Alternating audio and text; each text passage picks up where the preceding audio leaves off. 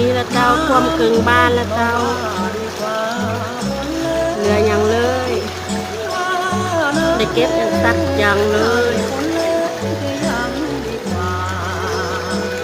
น้ำปีนี้น้ำมานักลำ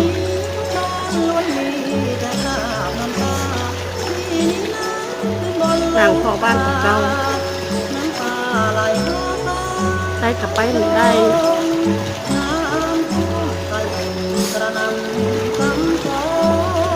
จะเก็บอย่างสักอย่างอ้อมตัน